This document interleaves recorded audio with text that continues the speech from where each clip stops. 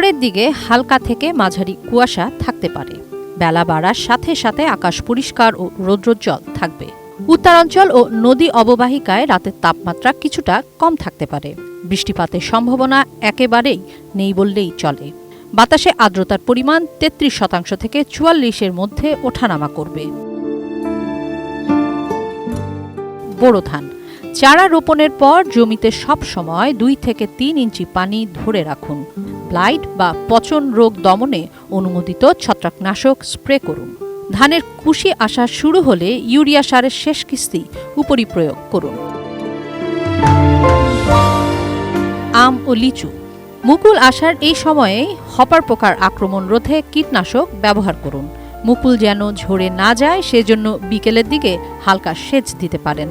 ফুল এবং ফল মটর দানার মতো হলে ছত্রাকনাশক স্প্রে করুন। আলু ও রবি সবজি আলুর লেট রোগ প্রতিরোধে নিয়মিত ছত্রাকনাশক ব্যবহার করুন।